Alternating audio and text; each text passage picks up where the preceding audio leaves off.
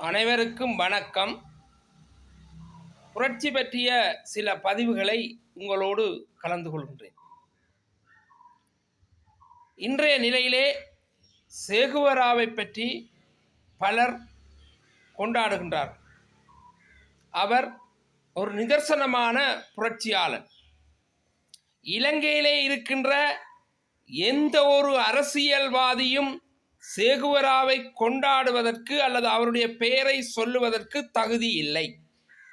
ஏனென்றால் செகுவரா ஒரு MBBS முடித்த ஒரு மருத்துவராக இருந்த வேளையிலும் எங்கெங்கு மக்களுக்கு ஒடுக்குமுறை நடைபெறுகின்றதோ அங்கங்கு தன்னுடைய புரட்சி நடவடிக்கையை மேற்கொண்டார்.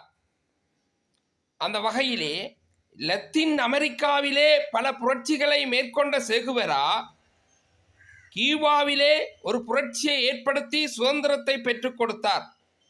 ஆனால் அங்கே அந்த புரட்சியை ஏற்படுத்திய அந்த செகுவரா ஜனாதிபதியாகவோ அமைச்சராகவோ பிரதி அமைச்சராகவோ பாராளுமன்ற உறுப்பினராகவோ பதவி வகிக்கவில்லை. அந்த இடத்திலே புரட்சியை ஏற்படுத்திவிட்டு ஏனைய இடங்களிலே எங்கெங்கே ஒடுக்கப்பட்ட மக்கள் இருக்கின்றார்களோ அங்கங்கே புரட்சியை ஏற்படுத்துவதற்காக தன்னை முழுமையான புரட்சியாளனாக செயற்பட்டார்.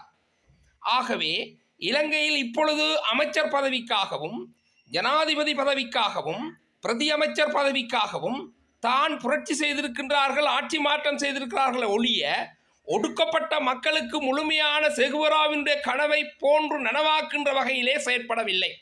ஆகவே இங்கே இலங்கையில் வாழ்கின்ற எந்த ஒரு அரசியல்வாதியும் செகுவராவினுடைய பெயரை சொல்வதற்கு அருகதையற்ற நாய்கள். இதிலே நாம் தெளிவு வேண்டும். செகுவராவினுடைய ஒரு அதாவது குறிப்பான ஒரு வாக்கியம், ஒரு வெற்றி காணும் வரை புரட்சி செய் அல்லது இறக்கும் வரை புரட்சி செய்.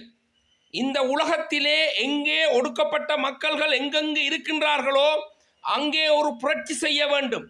அவ்வாறு செய்யாமல் அவர்களுடைய பதவிக்காகவும் அவர்களுடைய வருமானத்திற்காகவும் செயற்படுகின்ற அரசியல்வாதிகள் இனிமேல் இலங்கையிலே எந்த இடத்திலுமே செகுவராவினுடைய பெயரை உச்சரிக்க அருகதையற்ற கேவலமான வீதியிலே உலாவுகின்ற சொறி நாய்கள்.